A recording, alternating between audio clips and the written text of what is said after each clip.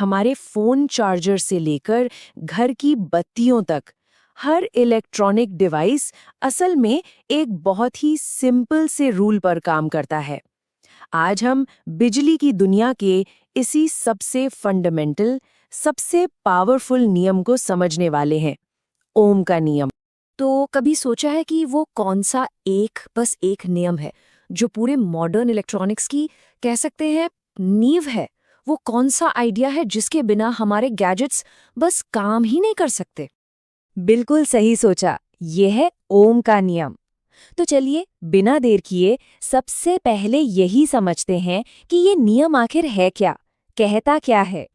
तो नियम ये कहता है कि एक कांस्टेंट टेम्परेचर पर, मतलब जब तापमान बदल नहीं रहा हो, तब किसी कंडक्टर से बहने वाला जो करंट है वो उसके सिरों पर लगे वोल्टेज के डायरेक्टली प्रोपोर्शनल होता है। और हाँ, ये कांस्टेंट टेम्परेचर वाली बात ये बहुत बहुत ज़रूरी है। क्यों? क्योंकि जैसे ही टेम्परेचर बदलता है ना, कंडक्टर का बिहेवियर भी बदल जाता है और फिर ये नियम वहाँ पर फेल हो सकता है। इसके बारे में हम आगे बात करेंगे। और जानते हैं, इस पूरे नियम का जो दिल है ना, वो बस इस एक छोटे से फॉर्मूले में धड़कता है, V = I × R। बस यही वो जादुई इक्वेशन है जो वोल्टेज, करंट और रेजिस्टेंस, इन तीनों के रिश्ते को समझाता है। अगर आज इस पूरे डिस्कशन से सिर्फ एक चीज याद रखनी हो तो वो यही है। अब देखिए, इस फॉर्मूले की सबसे खूबसूरत बात क्या है। ये ना एक स्विस आर्मी नाइफ की तरह है। मतलब आप इसे बस थोड़ा सा घुमा फिराकर तीनों में से किसी भी चीज का पता लगा सकते हैं, चाहे वो वोल्टेज हो, करंट हो या फिर रेजिस्टेंस। देखिए कितना सिंपल है। वोल्टेज पता करना है तो I को R से मल्टीप्लाई कर दो, करंट जानना है तो V को R से डिवाइड कर दो, और अगर रेजिस्टेंस निकालना है तो V को I से डिवाइड कर दो। मतलब एक नियम और 3 जबरदस्त टूल्स।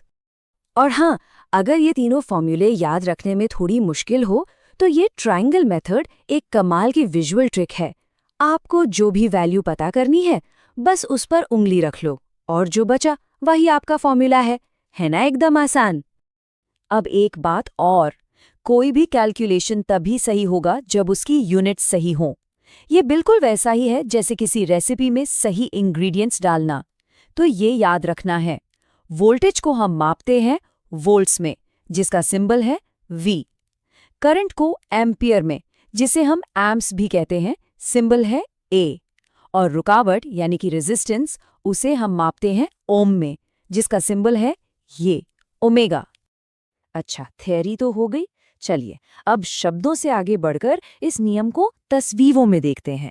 मतलब ये जो डायरेक्टली प्रोपोर्शनल वाला रिश्ता है, ये ग्राफ पर आखिर दिखता कैसा है। ये देखिए, ओम के नियम का सबसे पक्का विजुअल प्रूफ है ये सीधी रेखा। जब भी वोल्टेज और करंट के बीच एक ग्राफ बनाया जाएगा और अगर वहां ओम का नियम लग रहा है तो हमेशा हमेशा एक सीधी ऊपर जाती हुई रेखा मिलेगी। यही इस रिश्ते की असली पहचान है। तो इस सीधी रेखा का मतलब क्या है? इसका मतलब ये है कि वोल्टेज और करंट एकदम पक्के दोस्त हैं। एक जितना आगे बढ़ता है, दूसरा भी ठीक उतना ही आगे बढ़ता है। मतलब अगर वोल्टेज को डबल कर दिया तो करंट भी ठीक डबल हो जाएगा। वोल्टेज को आधा किया तो करंट भी आधा हो जाएगा। सिंपल। तो चलिए, थ्योरी तो काफ़ी हो गई, अब थोड़ा इसके प्रैक्टिकल साइड पर आते हैं। असल दुनिया में ये नियम कहाँ कहाँ काम करता है, और इससे भी ज़्यादा ज़रूरी सवाल, ये कहाँ काम नहीं करता। वैसे ओम के नियम को एक्शन में देखना बहुत आसान है। सोचिए, एक सर्किट है जिसमें एक बैटरी, एक छोटा बल्ब और एक रेगुलेटर वाला स्विच है, जैसे पंखे का रेगुलेटर होता है। अब जैसे जैसे रेगुलेटर घुमाकर वोल्टेज बढ़ाएंगे, आप देखेंगे कि बल्ब की रोशनी तेज होती जाएगी। क्यों? क्योंकि सर्किट में करंट भी ठीक उसी रेशियो में बढ़ रहा है। लेकिन यहाँ एक बहुत बड़ा सवाल आता है, क्या ये नियम हर जगह, हर डिवाइस पर, हर हालात में लागू होता है? क्या ये वाकई एक यूनिवर्सल लॉ है? और इसका जवाब है नहीं। और ये जानना बहुत ज़रूरी है कि ओम का नियम हर जगह अप्लाई नहीं होता। जैसे ही चीज़ें बहुत गर्म होने लगती हैं या फिर जब हम बात करते हैं सेमीकंडक्टर डिवाइसेस की, जैसे हमारे फ़ोन के प्रोसेसर में लगे छोटे-छोटे डायोड्स और ट्रांजिस्टर्स, वहाँ ये नियम काम नहीं करता। इन डिवाइसेस का बिहेवियर बिल्कुल अलग होता है।